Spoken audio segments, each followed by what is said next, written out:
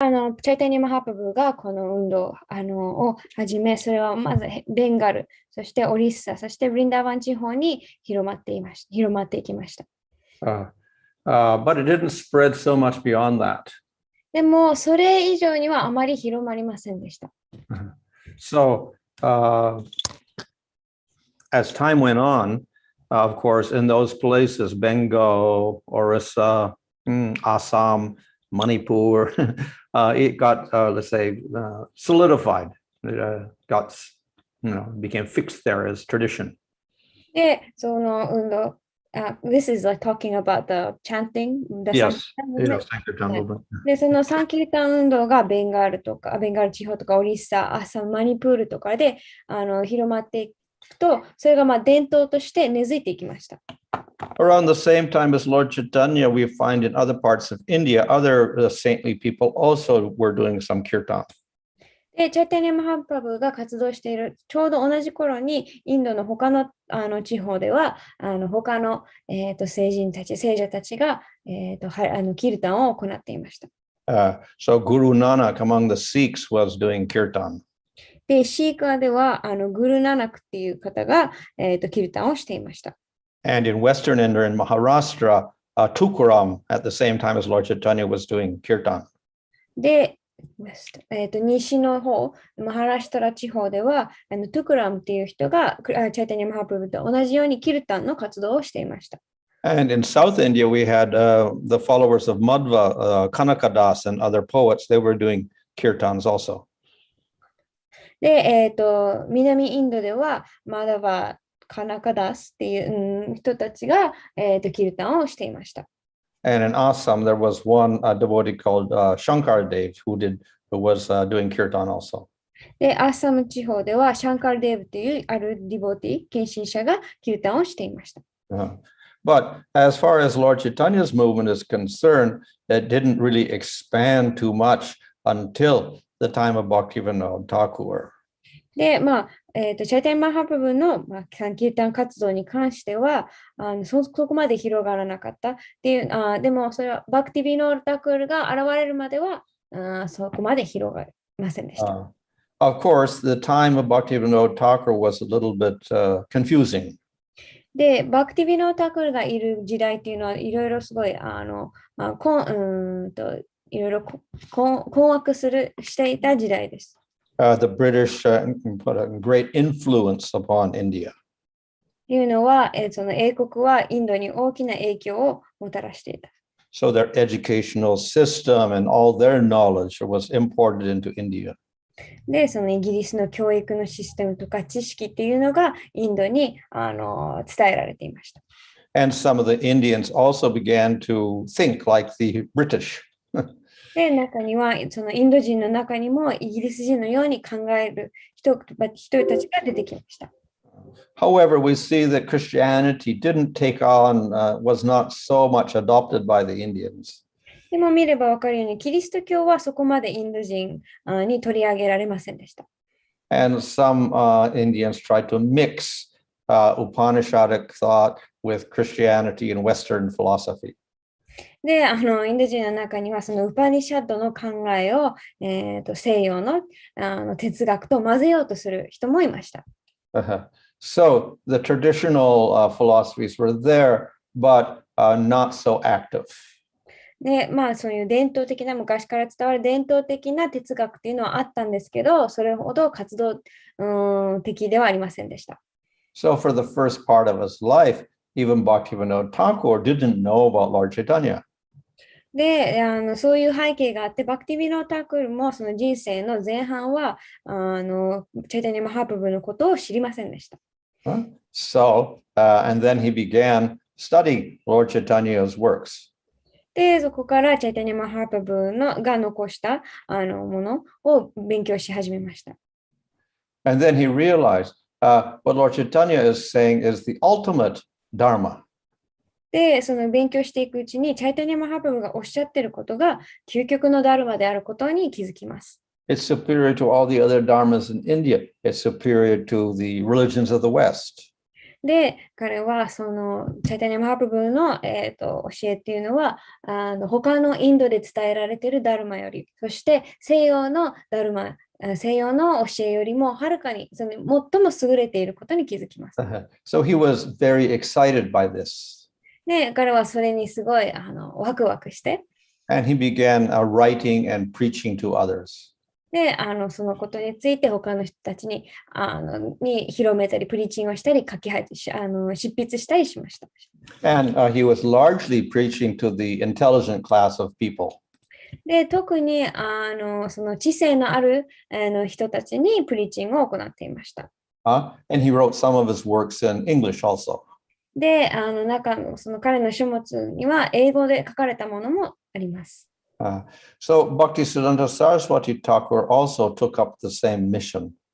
で、バクティシダンタ・サラスワティ・タクルもバクティビノタクルと同じその使命っていうのを、取り上げました。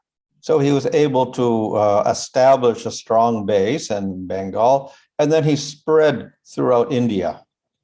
で、そのベンガルでその運動を強く確立させて、そこからインド中にどんどん広げることができました。So that was quite a great achievement. で、それは、かなり大きな、達成でした。功績でした。But after his disappearance, there was no more expansion. バクティシダンタ・サラスワティ・タクル Yes.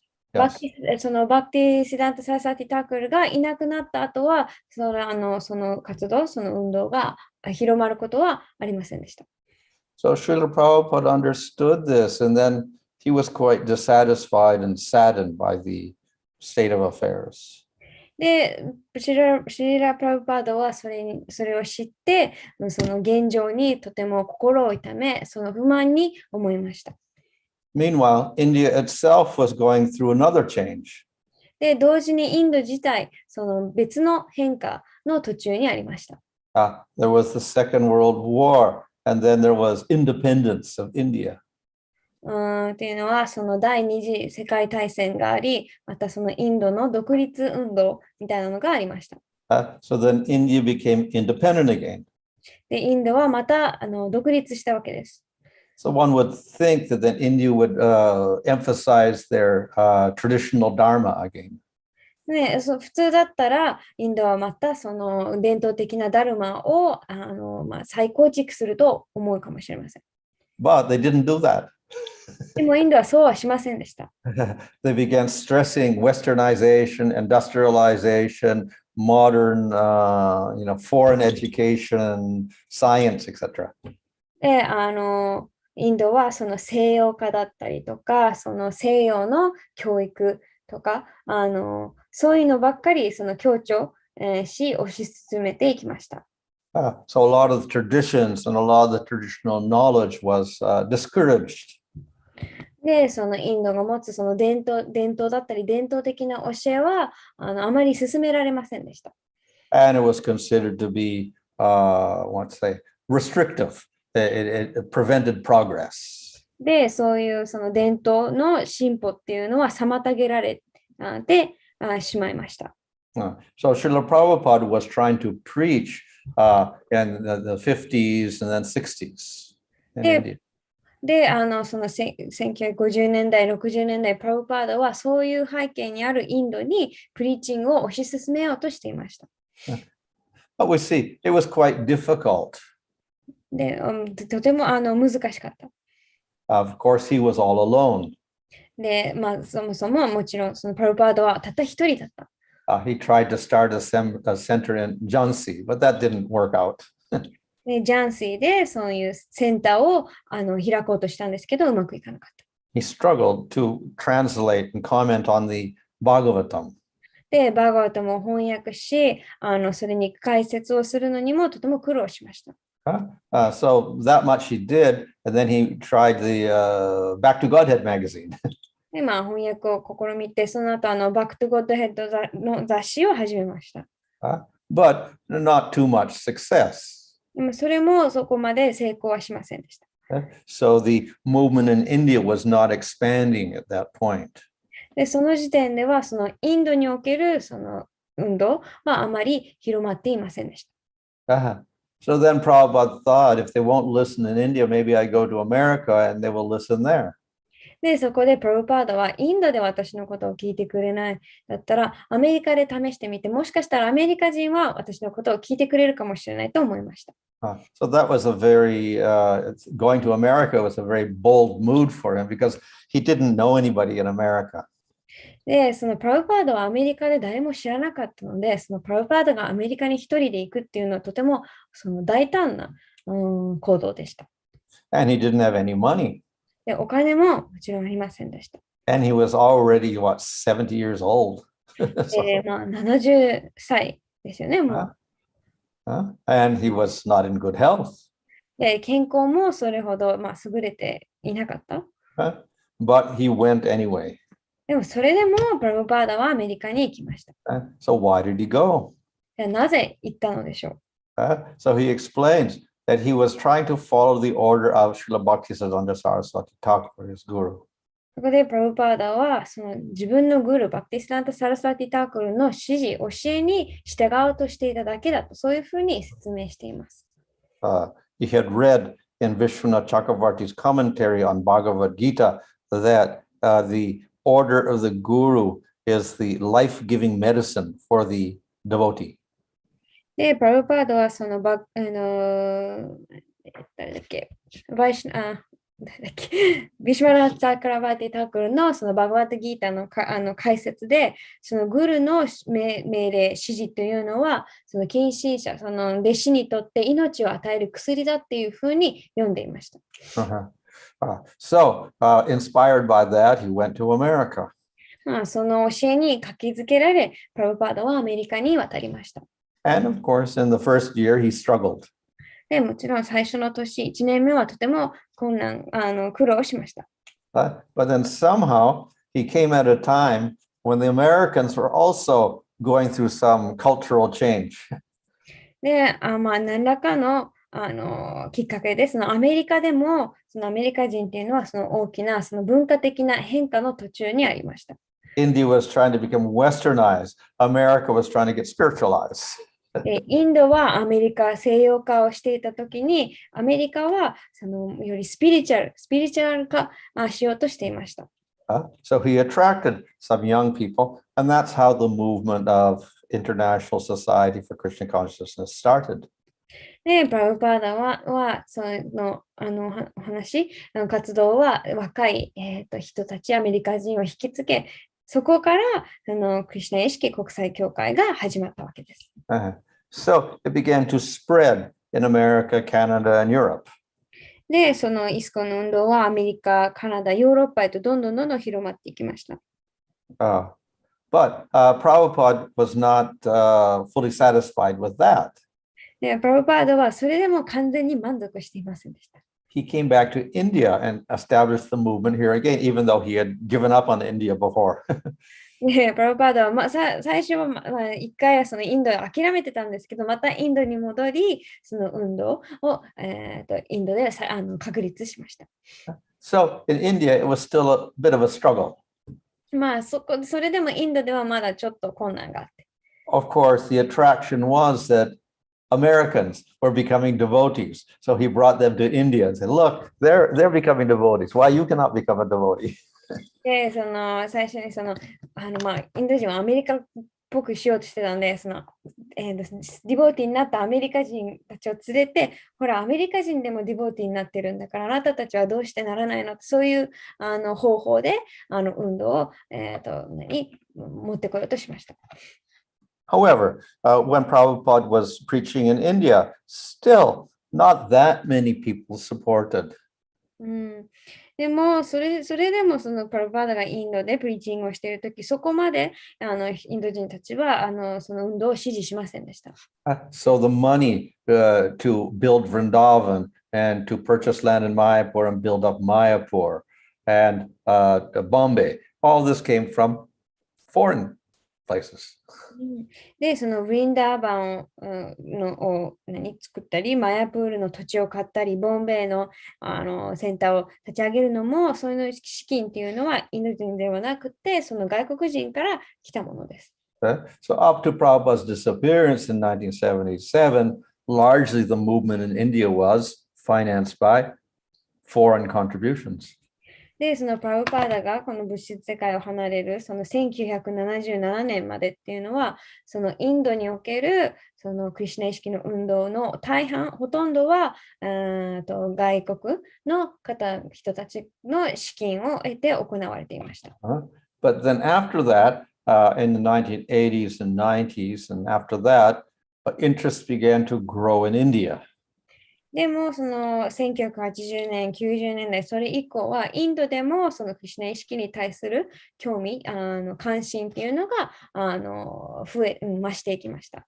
So the preaching in India became much easier. ですると、インドでのプリーチングはより簡単になっていきました。So in the present day, in India, the movement is very strong. で、今日ではインドでのこのクリシュナ意識運動っていうのはとても強いです。And so strong that even the Indian government is recognizing the movement. でもとても強いので、そのインド政府もその運動、クリシュナ意識運動を認めています。So that is quite a good accomplishment. それも大した、功績と言えます。Here, just a minute.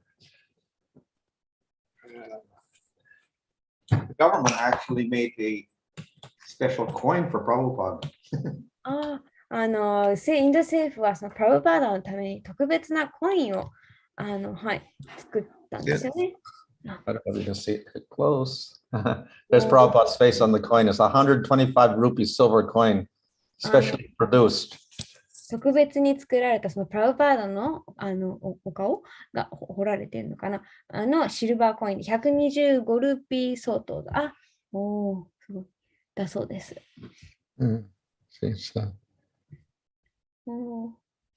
There's the Indian symbol there. This Indian symbol. で、後ろ裏はインドのシンボル。What is the Indian symbol? That's the 3 lines. Ashoka's column, I think it is. King Ashoka's column. 3つの獅子、私もわからないですけど、インドのシンボルだそうです。So, in other words, the government itself is recognizing Srila Prabhupada. なので、その政府自体、そのプラブパーダを認めて評価しているっていうのがわかります。So that is quite a great accomplishment for the movement. それはこの運動にとって大きな功績と言えます。So we see that Chaitanya Mahaprabhu's movement has gradually grown over the last 50 years. 見えるのはそのチャイタニア・マハプラブの運動っていうのはこの50年間だんだんその成長発展していってきたことが見て取れます。And of course, it can grow into the future also. でもちろん未来に向けてもどんどん成長していくこともできます。In the Brahma Vaivarta Purana, it explains that for 5,000 years after Krishna's disappearance, Dharma will be not good, lost. ブラマ・バイバルタ・プラナですか？ Yes. このブラマ・バイバルタ・プラナには、そのクリシュナが、その物質世界を離れた5000年後っていうのは、ダルマはそこまでいい状態でないっていうふうに書かれています。But then, after 5,000 years of Kali Yuga, suddenly there will be a rise in Dharma. でも、そのカリユガが5000年経った後、突然その、ダルマが成長するというか、向上していくというふうにも書かれています。So people will again read the Puranas and chant the names of Krishna. で、人々はまたそのプラーナを読んだり、クリシュナの聖なる皆を唱える、そういうふうに書かれています。And this will continue for 10,000 years. で、これは、1万年間続くと書かれています。So that's a very optimistic prediction from scripture. それはとてもポジティブな、予測です。So Chaitanya Mahaprabhu appeared 500 years ago, and he preached that Nam Sankirtan was the Yuga Dharma. で、チャイタニア・マハプラブは500年前に現れ、サンキルタン、このキルタンは、ユガダルマであるというのを教えました。And though others were also preaching, like Guru Nanak and Tukaram, etc., Prabhupada, or Chaitanya Mahaprabhu's movement, is the one that's emphasizing kirtan the most. で、もちろんそのチャイタニア・マハプルと同じ時期にグルナナクとかトゥクランも、キルタンを教えていたんですけれども、キルタンを一番強調していたのはチャイタニア・マハプルの運動です。So the purpose of all this is not to, let's say, create just one movement, not to create a movement as such. The purpose of is not to create a movement, it's actually to elevate people. で、これらすべてのその目的っていうのは、ただ一つの運動を作り上げるっていうのではなくて、その人々の、意識っていうのを向上させるのが目的です。So Yuga Dharma means a process by which people's consciousness gets elevated spiritually in Kali Yuga. で、ユガダルマっていうのは、そのカリユガにおいて人々の意識を、精神的に向上させるっていうのが、目的です。So that's the goal, to raise everyone's consciousness. なので、その人々の意識を持ち上げる、向上させるのが目標です。But we organize ourselves into an organization or a movement, ISKCON, International Society for Krishna Consciousness, in order to effectively do that. で、そういう目標を達成するために私たちはこういう組織化して、ムーブメントとして、このクリシュナ意識国際運動っていうムーブメントとして、それを効率的に行おうとしています。So we should maintain the movement, but we should not lose focus of the goal of the movement. なので、この組織を維持するのは大切なんですけれども、その目的、目標、ゴールを見失わないように気をつけなければいけません。So to do that, then we also have to understand, what is this Sankirtan? What is this Yuga Dharma? で、それをするには、まずそのサンキルタンは何なのか、このユガダルマは何なのかをきちんと理解しなくてはなりません。So definitely, it doesn't require such great qualifications. で、まずはそんなに素晴らしい資格っていうのは必要とはしていません。It doesn't require a great background of knowledge. またたくさんの知識も、必要とはしません。And therefore we'll find in the scriptures how even you accidentally chant the name, you get great effect. なので、経典にはたまたま、その聖なる皆を唱えたとしても大きな結果が得られるというふうに書かれています。And if you just chant once accidentally, you can destroy all your karmas. で、たまたま一度唱えただけでもカルマをすべて打ち砕くことができる。But as I said, the goal of the movement is not just to get rid of karma. The goal is to raise the spiritual consciousness of everybody. でも先ほども申し上げたように、この運動の目的はそのカルマをなくすのではなくて、人々の意識、精神的な意識を持ち上げることです。And when we say raise the consciousness spiritually, it's not some vague goal. It's a very specific goal. で、私たちがその意識を精神的に持ち上げるっていう時には、それは曖昧な目的ではなくて、とても明確な目的です。And what is that specific goal? That is prema. で、その特定の目標は何なのかというと、プレマです。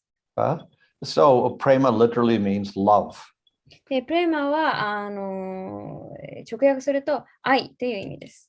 Of course, in modern Hindi, prema also means material love. 現在のヒンディーではプレマは物質的な愛をも指してしまうんですけれども。But when we talk about prema, we're talking about spiritual love. でも私たちがプレマの話をするときは精神的な愛を指しています。So we have to understand what that spiritual love is if we want to attain that goal. でもしその目標を、ゴールを達成したいのであれば、その精神的な愛が何なのかを理解しなくてはなりません。So, in order to get that goal, prema, then we do have to have some knowledge. で、じゃあそのプレマっていう目標を達成するにも、少し何らかの知識は必要です。So, though Srila Prabhupada began the movement by going to Thompson Square Park and doing kirtan and like this, chanting the holy name, he also spent a long time translating books. で、プラブパードはもちろんそのアメリカに最初に行ったとき、トムソンスクエアパークでチャンティング、ハリナムしたり、クリシュナの聖なるみんなのチャンティングを広めていたんですけれども、同時に、長い時間をかけてその本を翻訳していました。So the goal is prema and the means is chanting, but we get the assistance of scripture. なので、目標はプレマで、方法はチャンティングなんですけれども、手助けとしてその経典があるわけです。So this distinguishes this movement from a lot of other spiritual movements. この点がその私たちのクリシュナ意識運動を他のスピリチュアルな運動と区別をつけるわけです。If you look at all the popular spiritual movements from India that are popular in the West, like what is it, Ravi Shankar or Isha or what's his name? Isha, forgot his name. But and then before we had transcendental meditation with Maharishi Yogi and so many other things, no scriptural basis. なので、そのインドからあなたご覧がプラブセサドグル、ちょっと私わからない。Sadhguru, yeah. インドから今までそのアメリカに渡って有名になったそのムーブメント、その昔で言うとラビシャンカルとかサドグルとか、マハリシヨギの、活動を見ていくと、そこには経典に基づく基盤っていうのがないわけです。So no problem. They can raise the consciousness of people to some degree, but they will never get them to prema. ね、そういう活動はある程度人々の意識を向上させることはできるんですけれども、決してそのプレマまで達することはできません。And we will also have to question how long those movements will last, especially after those leaders disappear. で、もう一つ問わなきゃいけないのは、その活動がどれほど続くか、特にそのリーダーたちがこの世を去ったときにその運動は続くかっていうのを見極めなくてはなりません。So we know that the bhakti yoga is eternal. で、私たちはバクティヨガが永遠であることを知っています。And Nam Sankirtan is eternal. ナムサンキルタも永遠です。So they will never get destroyed. なので、決してそれらは壊されることはありません。However, we have to support that with scriptural knowledge. でも、私たちはそれを、経典に基づく知識で支えなくてはなりません。So that's why Prabhupada very diligently spent a lot of his time translating these books. その理由から、プラブパーダはとても丁寧に熱心に時間をかけて本を翻訳していました。Our chanting should have a basis in scripture. 私たちのチャンティングは経典に基盤が置かれるべきです。So from the scripture, we will learn how to chant properly. で、経典から私たちはどうやって正しくチャンティングをすればいいのか学ぶことができます。And we will also understand what is the goal of the chanting. で、また、チャンティングの目的、ゴールは何なのかも理解することができます。So in this way, we'll get very, very clear idea of the process and the goal. これを通して私たちはその手段と、目標、目的がはっきりと明確に理解することができます。And it is not something imaginary. It is based on scripture.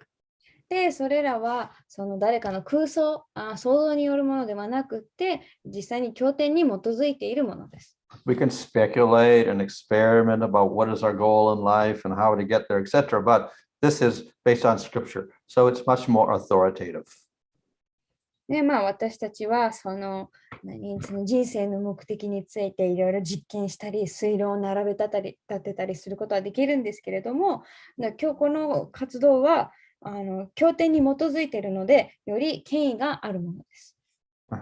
So we nourish the plant of bhakti by chanting. That's like the water.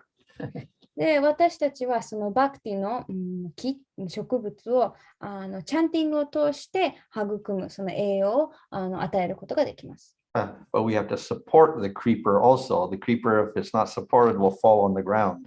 でも、そのツール、その植物が成長していくにあたって支えられていないとなんか曲がったり落ちてしまうわけですよね。だからそれをちゃんと支えなくてはいけません。So we support that with scripture. で、私たちはそのツール、植物を経典を使って、経典を通して支えるわけです。And we protect the plant with a fence. で、私たちはその植物をフェンス、塀で守ります。So the fence is the association of devotees. で、そのフェンス、囲いっていうのは、献身者との交際です。So in this way, we can develop our Krishna consciousness. で、このように私たちはクリシュナ意識を育むことができます。So the benefit of Sankirtan is we can progress and we can spiritually develop. で、このサンキルタンのその利点っていうのは、私たちは精神的に向上することができるっていう点です。But Sankirtan itself, by its nature, is preaching. で、サンキルタンっていうのも性質からして本質っていうのがプリーチングです。So by doing Sankirtan, we advance and we also help others advance. で、サンキルタンを通して自動的に私たちも向上するんですけれども、周りにいる人たち、相手も向上するわけです。So if we want to be merciful to all people, this is the best way in which we can be merciful. でもし私たちは全員に対して慈悲深くありたいのであれば、この運動、これが一番慈悲深くあれる一番の方法です。So we should therefore very enthusiastically chant the name, learn from the scripture, and distribute the name to other people. なので、私たちはすごい熱心に聖なる皆を唱え、そして経典から、勉強し、学習し、聖なる皆をたくさんの人に配るべきです。We do have a little warning also. 一つ警告、少し小さな警告もあります。One of the offenses is to preach to the faithless people. っていうのは、そのオフェンスの一つが、その信念のない人にプリチングをすることです。Which means we can only preach to faithful people who are very rare. っていうのは、とっても貴重である、その信念がある人にしかプリチングはできない。So that means our preaching is very limited. そうすると、それはその私たちのプリチングがとても限られていることになります。But Sankirtan can also be used for the people without faith. でも、サンキルタンは信念がない人にも利用することができます。We cannot preach to them, but at least they can hear. 彼らに対してプリーチングはできないかもしれませんが、少なくとも彼らはそのサンキルタンを聞くことができます。So for people with no faith, let them hear the name of Krishna. なので、信念がない人たちは、クリシュナの皆、聖なる皆を聞かせてあげましょう。By constantly hearing the name of Krishna, eventually they get faith. で、継続的にクリシュナの名前を皆を聞くことで、彼らは信念がどんどん芽生えていきます。And when they get faith, then we can tell them about the process of chanting and about Krishna and about prema. で、その、信念が生まれれば、そういう人たちに私たちはチャンティングについて、クリシュナについて、そしてプレーマについて教えることができます。So because they have faith, they will eagerly accept that. で、その相手は信念があるので、とても好意的にそれを受け取ることができます。So they'll be very eager to chant Krishna's name. で、そしてとても好意を持ってクリシュナの聖なる皆を唱えます。But if they don't have faith, and we tell them to chant, then they won't chant or they will offend the chanting. でも、信念がない人に、じゃあチャンティングしてください、チャンティングって言うと、彼らはチャンティングをしない、もしくは、そのチャンティングを侮辱するかもしれません。So that's why we'll encourage people who are eager to chant, but if they don't want to chant, then we don't tell them to. なので、私たちはそのチャンティングしたそうな人には、チャンティングするように進めますが、したくない人には、押し付けたりはしません。But we can let them hear the name. でも、聖なる皆が耳にできるように、聞けるようにはもちろんします。Of course, some people don't even want to hear the name. もちろん中には、聖なる皆を聞くのも嫌だっていう人もいます。So for them, we have another method. そういう人たちにはもう一つ他の方法があります。We feed them prasadam. プラサーダムを食べさせる。So if they keep eating prasadam, then again, eventually they can get faith. で、彼らがプラサーダムをどんどん食べていけば、食べていくうちに、やがて信念が芽生えます。And they'll be attracted to hearing, and then they'll become attracted to chanting also. で、それを通して、聞くことに、興味を持つように、興味を持つようになって、そしてその後、チャンティングにも興味を持つようになります。So, therefore, if we want to reach more and more people, then we have to be a little intelligent and find means of accessing all the people with no faith and somehow influence them. なので、もし私たちはこの運動、サンキルタンをどんどんもっともっと広めたいのであれば、ちょっと知性を使って、その信念がない人にも届くような方法、手段を見つけ出さなくてはいけません。And the second thing is, then we have to find means of finding people who have a little faith so we can preach directly. There's so many people that may have faith, we don't know. So we have to find those people also, and then we can preach to them. で、2つ目はそういう少しでも信念がある人を見つけ出すこと。たくさんいるかもしれない。でもまずは見つけ出さなきゃいけない。そして見つけ出して、そういう信念のある人たちに直接プリーチングをしなくてはいけません。So we have to use our intelligence to find effective means of spreading Lord Chaitanya's movement. なので私たちはその知性を働かせて効率的にこのシーチャイタニア・マハプラブの運動を広める手段、方法を見出さなくてはなりません。Well, we have a little advantage also. で、一つは、なんだっけ、アドバンテージ、ハンデの逆、なんだっけ、なんでしたっけ、利点が一つあります。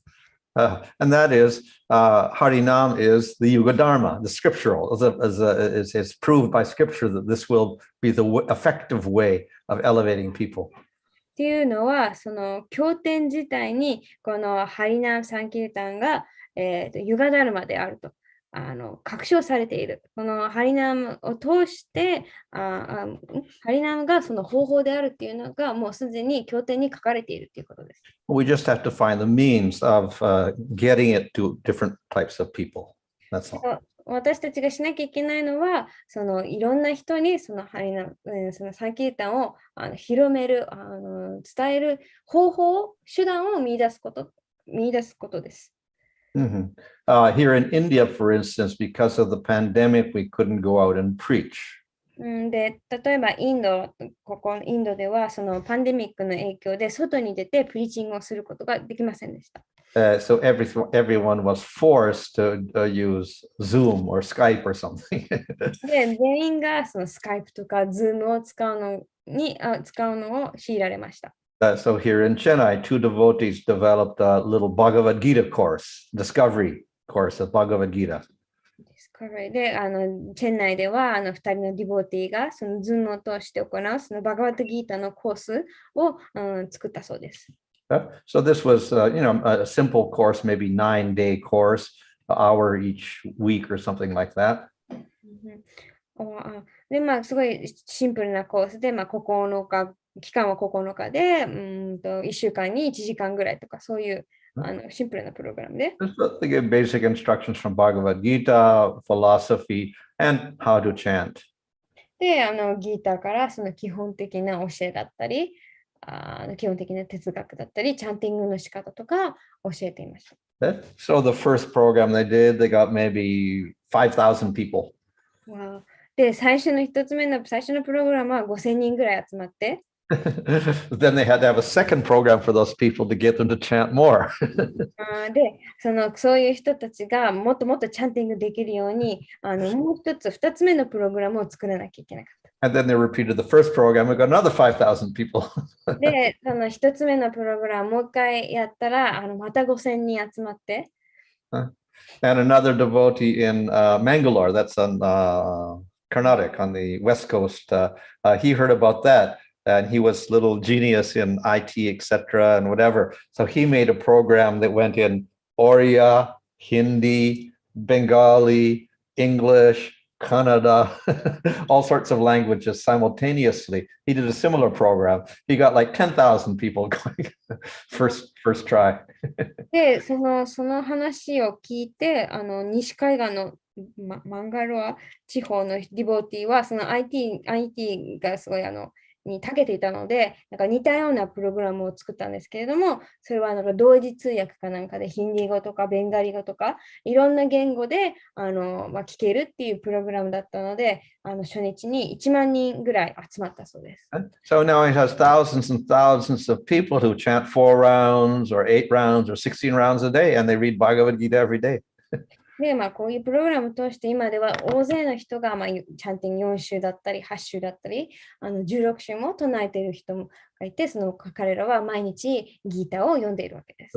And they also give donations. So he got enough money so that he could buy some land to build a temple.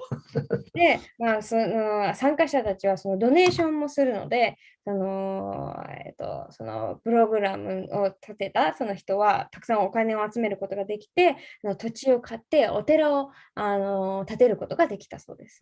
Therefore, through this pandemic, we learned a new technique of preaching by which we got maybe 20,000, 30,000 people chanting Hare Krishna. なので、このパンデミックを通して、そのディボーティーっていうのは新しいそのプリーチングの方法を見出して、その2万とか3万人の人にもそのサンキルタ運動を届けて広めることに成功しました。Okay, fine. Okay, any question? はい、質問何かありますか？Hare Krishna, I have question. この、さっきの、聞くこと、信念のない人が、聞く機会を与えるっていうことで、ちょっとでも、この、聖なる皆を聞いてもらうことで、意識を向上させていく機会を作るっていうところがありましたけど、本配りはどうなんでしょうか？信念のない人に配っても大丈夫ですか？Your Holiness mentioned like for the faithless, we should try to even at least give them opportunity to hear so they get a chance to elevate their consciousness. So how about a book distribution? Can we distribute books to those who are not who don't have faith? Uh-huh. Well, what happens if we just distribute books aimlessly and they don't have faith, they'll probably throw them out.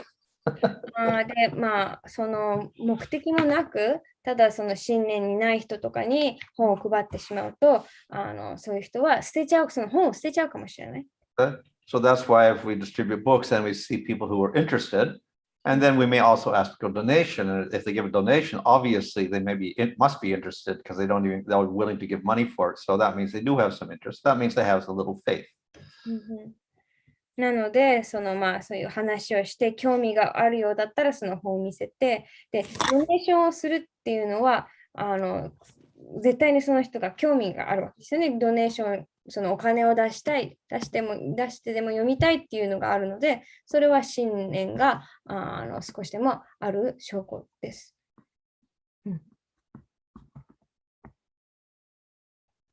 いいですか？ありがとうございます。そしたら、さっき、信念のない人にプリーチングをしたらオフェンスになるっていうことだったんですけど、信念はないけど、とりあえず読んでみるっていう人はもう信念があるっていうことでよろしいんでしょうか？例えば、ドネーションはくれないけど、読んでみるっていう人も結構いて、本持っていくんですけど、それはオフェンスにならないかっていうのと、もう一つは、後から、捨てられちゃったこととかもありますけども、それはやっぱりオフェンス、私がその信念のない人に配って捨てて、本が捨てられたってことは、で、誰かが拾ってくれるんですけど、それは、オフェンスになるんでしょうか。では、アナウンサーのオフェンスになっちゃうかっていう質問ですか？そうです。いや、一つ目の質問なんだっけ。ドネーションはしないけど、興味を持ってる、読みますっていう人は信念があるのかっていうのと、二つ目は、もしあげて捨てちゃったら、誰かが捨てちゃったら、それはオフェンスかでしたっけ？そうです。はい。So following from the answer, like she has two questions. First question is, so sometimes they might not give donation, but they say like I don't have anything, but I'm interested, so I will read it. So does that mean they have some faith that Yeah, they have some interest. It means a little bit of faith is there. Yeah, sure. なんだっけ、それを言ってるってことは、少し興味がある、信念があるっていうことです。で、the next question is sometimes she will give and then she will find it in like the bin or on the floor. Somebody will say, like, bring it. They say, oh, I found this in the trash bin. So, if that happens, does that mean that she caused offense because she gave it to somebody who was not faithless, who was not faithful, and they threw it away? So is that an offense on her part? Is the next question. Yeah. Well, we try our best to understand if people have faith or not. So sometimes we don't know. We may make a mistake. So no problem for that. But we try our best. That's all. 私たちは、ベストを尽くしている。その人の心の内を完全に理解することはできないけど、なんだろう。一番ベストの判断をするわけですよね。でもたまに間違いを犯してしまう。でも努力しているので、そこはノープロブレムだそうです。はい。Thank you so much. Dandavad Pranam Maharaj. Hare Krishna. Maharaj, we see there 9 processes of bhakti, but we don't see its prasadam distribution is not added in there. So is it a part of one of those 9 processes or it's a separate thing? Okay. Well, it goes along with archana, deity worship. Okay. いいですか？質問は、なんだっけ、プラサーダムを配るのも、献身奉仕の9つのプロセスっていうのがあるんですけれども、そこにプラサーダムを配ることは書いてないので、その別なのか、なんか一部なのかっていう質問に対して、マハラジはプラサーダム配りっていうのは、アルチャナム、デイティーワーシップ、心臓崇拝に入るとおっしゃっています。So we see in Nectar devotion there are 64 angas, not 9, but 64 types of devotion. で、ネクター・オブ・ディボーションを見ていくと、9つではなくて64の種類の、献身奉仕が述べられています。So a lot of those items are related to deity worship. で、その多くが心臓崇拝に関わるものです。So along with the deity worship, we have festivals, looking at the deity, following the deity on processions, etc. で、そこにはその心臓に関してはそのフェスティバルを行ったりとか、ご心臓を見るとか、行進でそのデイティの後に続くとか、そういうのも含まれています。And then also we have taking prasadam. で、その64の中にプラサダムを取るっていうのも入っています。Thank you very much, Maharaj.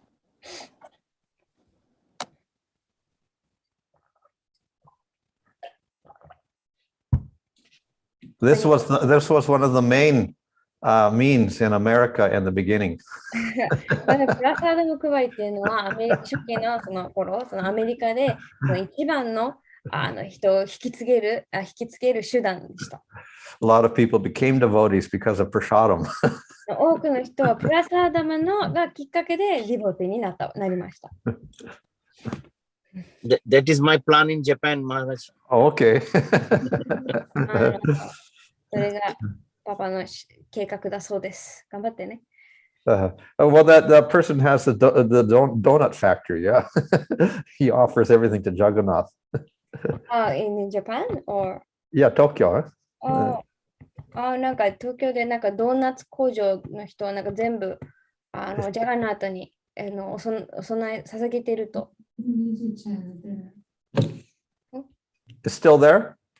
Yes, Maharaj, Donut Planet. Still there. No It's more. no more because Satchijivan Prabhu was there, but now he went to India. After that, he told that I don't know exactly what's happening now. Oh, I see. Okay. Satchijivan Prabhu was working there. He was offering. Uh-huh. He is in Vrindavan. But the company is still there. Company is still there, yeah. Okay, so somebody must be doing the offering, yeah? Because a founder is also a devotee of sorts. Yes, yes. Somebody must be doing, yeah. そのドーナツプラントですかのなんかオーナーさんはディボーティーだったので、そのドーナツを全部ジャガナートに捧げてたそうなんですけど、そのオーナーさんかなんかはインドに帰っちゃったので、今どうなのかわかんないですけど、はい、こんな感じです。If someone can check there, maybe, and they're not offering properly, you can probably encourage them to do it or send a devotee there to offer everything every day, because it's another type of, preaching indirectly. で、じゃあ誰かがそのチェックしに行って、ちゃんと捧げてなかったら、その人に、その働いてる従業員かなんかに、ちゃんと捧げるように、指導教えるか、ディボティ自身毎日行って、行くのもいいですし、それもプリーチングの一環なのでいいと思います。はい。Maharaj, can you show us the coin again? Because the screen is shared, we cannot see your full screen, Maharaj. Can we stop the screen share? Oh, you couldn't see that, eh? Okay. Yeah, not clearly because the screen mostly it's the screen share is on. Yes, so. How do I get off screen share? If you stop screen share. How do I get off of that? Stop screen share, Maharaj. There will be.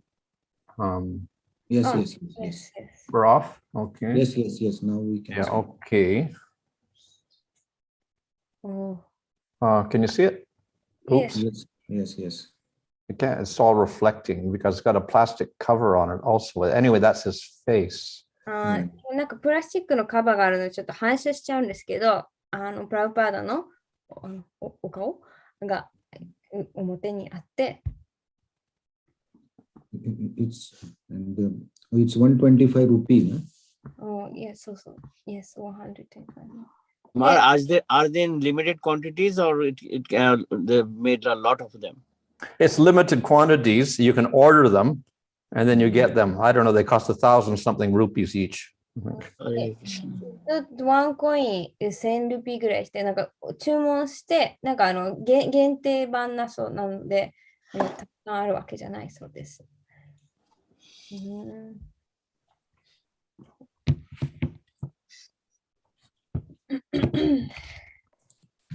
Comes with a little case also. Okay. Little booklet also is there. How come it's blurry? Okay, like that. There's a little booklet also that goes with it. なんか冊子なんだっけもついてくるそうです。ここに入って。ケースもついてきて。Maharaj, we distribute many times book free because those are sponsored books. So we give them free. So many people maybe take just because it is free, and we don't know what they do after that. So what about that? Means they may little risk is there, but we hope that maybe they'll respect it. At least they don't read it, they give it to somebody else to read. That's the hope. その質問でスポンサーされた本は例えばその無料でタダで配ることもあるので、相手も無料だからって取るかもしれない。でそれは、もしかしたら捨てちゃうかもしれないし、それは問題ですかっていう質問に対しては、多少のリスクはあるんですけど、その持ってた人が読んでくれる、読んでくれないんだったら、捨てるんじゃなくて他の人にあげてることを、願って、はい、配ります。You could actually distribute them to people who come to the temple the first time. At least they are interested, so they'll probably read them. で、まあ、スポンサーされてる本は、お寺に初めて来た人に配ったり、まあ、お寺に来てるっていうことなので、まあ、関心がもちろんあるので、そういう方法も、はい、あります。Maharaj, and some of the guests or some people who they see our neck beads, and then they also take the neck beads just for fashion, just as a fashion they wear. So, Oh, that's okay also. Tulsi beads is okay to give them? Yeah, it's also an anga of bhakti to wear the neck beads and wear the tilak and put shankha and chakra on your body and whatever like this, markings of a Vaishnava. It's also a type of bhakti. So they advance by that also. 相談っていうか質問では、お寺に来て、なんかちょっとみんながつけてるネックビーズに興味を持って、なんかファッションとしてネックビーズを買って身につける人もいるんですけど、それは大丈夫ですかっていう質問で、ティラコをつけたり、ネックビーズをしたり、もう一つ忘れたんですけど、なんかいろいろマーキングするのも、バクティの、手段の一つ。だからそういうファッション、もともとファッションとしてでも、ネックビーズをつけるのも、そのバクティの一環なので、それを通して、だんだんその意識が向上していきます。Maharaj, so even if somebody is like eating meat or something, they can wear those neck beads? Yeah, of course, we can encourage them to give up the meat also. It's not like offense to like Tulsi? I don't know. It's kind of a vague area of Shastra, like let them hear the name. If they're eating meat and they hear the name, even then they get purified. So I suppose even then, purification is there. I see. で、私が聞いたのは、じゃあお肉を食べてる人もつけていいんですかっていう質問で、もちろんその肉を諦めるように進めることはできます。それに対して、でもその肉をつけてるのにお肉を食べてるのはそのトゥラシに対する、冒涜、侮辱にはならないんですかっていう質問に対して、そこはその経典でちょっと曖昧で、その経典にはその肉を食べててもハリクリシナを聞いてればそのいろんな罪が壊される、なくされるって書かれているので、もしかしたらトゥラシーもそうかもしれないっていうお答えでした。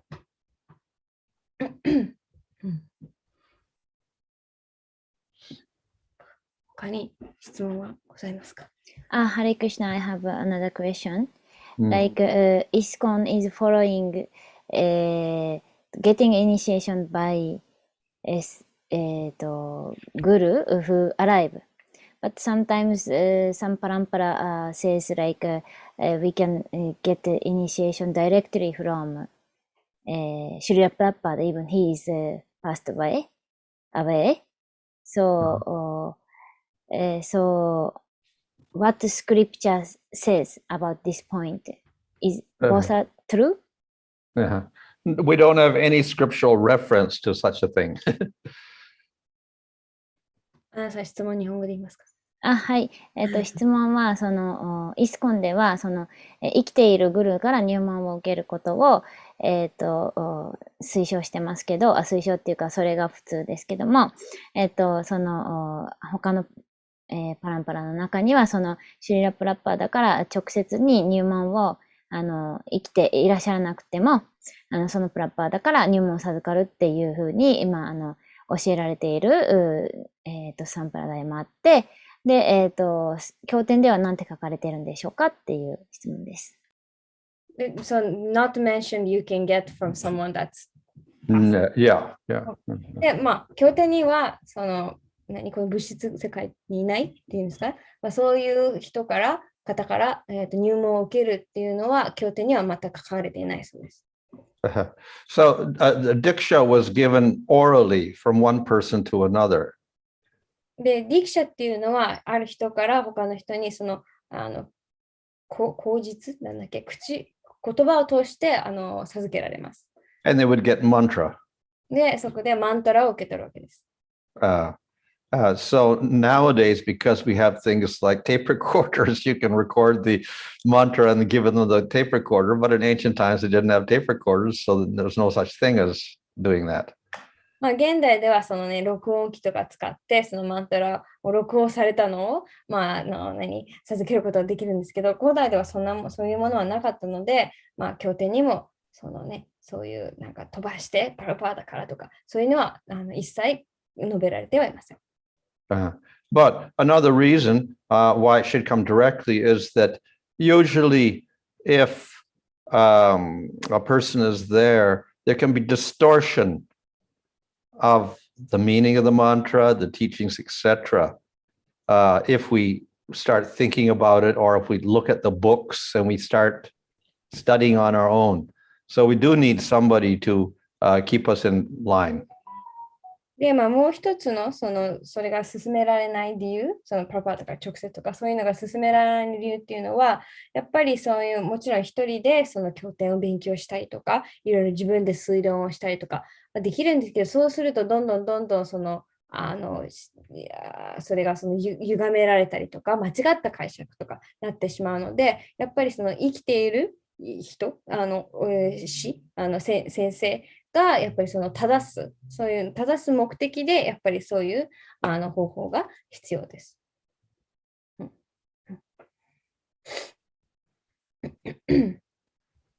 Okay, fine. はい。Okay. 他に大丈夫ですか？ Okay. Hare Krishna. Dhanyavad Pranam Maharaj. Haribol. Maharaj, today officially our temple loan is totally cleared. Yes, he phoned me up. Shrikant phoned me up this afternoon very happily. He said, yeah, it's all over. なんかお寺のローンが全部返済されたそうです。じゃあ。So what's the next goal? He says, now we got to make temples in Osaka and other places. お願いします。じゃあ、please bless Osaka. Yeah, I tell him today. Okay, sure. Make the Osaka temple. じゃあ、お願いします。目標は大阪とか他のところでテンプルを作ることだそうです。Okay. Hare Krishna. Dhanyavad Pranam Maharaj. Thank you very much, Maharaj. Hare Krishna. Swami Maharaj ki Great. Jai. Maharaj ki Jai. はい。ありがとうございます。質問も良かったです。ありがとうございました。ありがとうございます。